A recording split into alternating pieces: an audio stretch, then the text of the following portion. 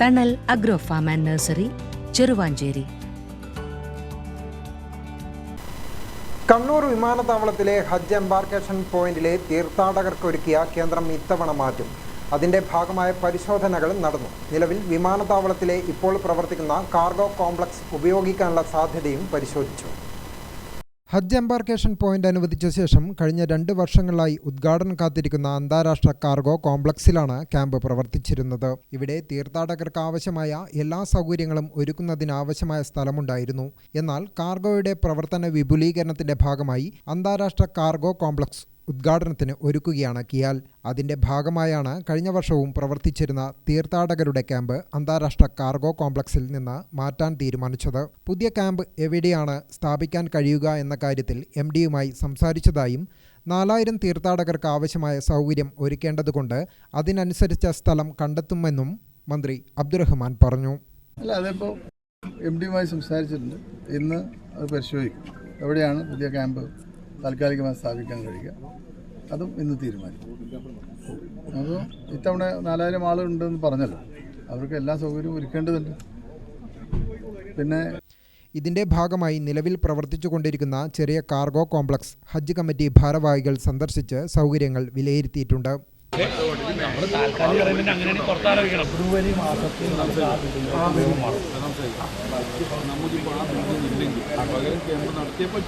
അതിനെന്താണ്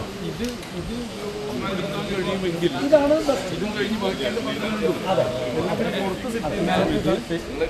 കംപ്ലീറ്റ് ആയിട്ട് സെറ്റ് ചെയ്യണം.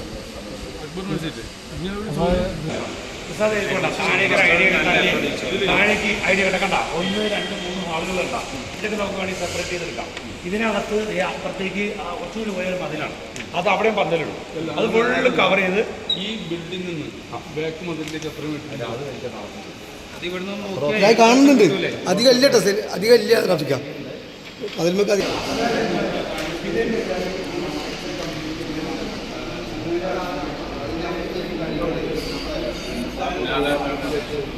ക്യാമ്പ് ആരംഭിക്കും മുമ്പ് നിലവിലെ കാർഗോ കോംപ്ലക്സിൽ നിന്നും അവിടെയുള്ള ഉപകരണങ്ങളും മറ്റും ഉദ്ഘാടനത്തിനൊരുങ്ങിയ അന്താരാഷ്ട്ര കാർഗോ കോംപ്ലക്സിലേക്ക് മാറ്റി സ്ഥാപിക്കാൻ കഴിയും. അങ്ങനെയെങ്കിൽ ഉദ്ഘാടന വേദി ഇപ്പോഴുള്ള കാർഗോ കോംപ്ലക്സിന്റെ മതിൽക്കെട്ടിന് പുറത്തു മുന്നിലായി ഒരുക്കാനും ആലോചനയുണ്ട്. തീർത്ഥാടകർക്ക് ആവശ്യമായ മറ്റ് സൗകര്യങ്ങളെല്ലാം ഇവിടെയുള്ള കെട്ടിടത്തിലും മുറ്റത്തുമായി ഒരുക്കാനും കഴിയും എന്നാണ് സംഘം വിലയിരുത്തുന്നത്. ഇതല്ലാതെ മറ്റു സൗകര്യങ്ങളും ഹജ്ജ് കമ്മിറ്റി പരിശോധിക്കുന്നുണ്ട്. ഈ മാസം 21-ന് ചേരുന്ന യോഗത്തിന് ശേഷമാകും പുതിയ ക്യാമ്പ് എവിടെയാകും പ്രവർത്തിക്കുക എന്ന കാര്യത്തിൽ തീരുമാനമാവുക. തീർത്ഥാടകർക്ക് ആവശ്യമായ എല്ലാ സൗകര്യങ്ങളും ഒരുക്കുമെന്നും ഇതിനായി സർക്കാരും മന്ത്രിയും വലിയ പിന്തുണ നൽകുന്നുണ്ടെന്നും ഹജ്ജ് committee chairman advocate Hussain Saqafi Chullikode Gramika ന്യൂസിനോട് പറഞ്ഞു. മിനിസ്റ്റർ തന്നെ അതിന് മുന്നിട്ടിറങ്ങുന്നുണ്ട്. അപ്പോൾ ഗവൺമെൻറ്റിൻ്റെ പ്രത്യേകിച്ച് മിനിസ്റ്ററുടെയൊക്കെ സഹായത്തോടു കൂടി ഈ വർഷവും ഇനി വരും വർഷങ്ങളിലുമൊക്കെ കണ്ണൂർ മാത്രമല്ല നമ്മുടെ 3 എംബാർക്കേഷൻ പോയിന്റുകളിലും ഈ ഹാജിമാർക്കുള്ള സേവനം കൂടുതൽ മെച്ചപ്പെട്ടത് ആക്കാൻ എന്തെല്ലാം ചെയ്യാൻ പറ്റും എന്ന് തന്നെയാണ് ആലോചിച്ച് നടപ്പാക്കുന്നത്. പിന്നെ നമ്മുടെ ആക്ഷൻ പ്ലാൻ അനുസരിച്ച് കാര്യങ്ങൾ ഇതുവരെ ചെയ്യേണ്ടതൊക്കെ അതേ രീതിയിൽ തന്നെ മുന്നേറിയിട്ടുണ്ട്. ബാക്കി കാര്യങ്ങളും സമയബന്ധിതമായി തന്നെ ചെയ്തു തീർക്കാൻ പറ്റും എന്നാണ് മനസ്സിലാക്കുന്നത്. ഗ്രാമിക ന്യൂസ്, മട്ടന്നൂർ.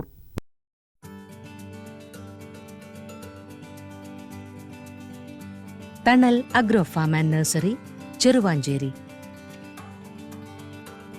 ഗാർഡനിംഗ് രംഗത്ത് 1/4 നൂറ്റാണ്ടിന്റെ പരിചയ സമ്പത്ത്. വൈവിധ്യമാർന്ന അലങ്കാര ചെടികളുടെയും കാർഷിക നടീൽ വസ്തുക്കളുടെയും വിപുല ശേഖരം. ഹോൾസെയിൽ റീറ്റെയിൽ രംഗത്ത് 100 കണക്കിന് സംതൃപ്തരായ ഉപഭോക്താക്കൾ.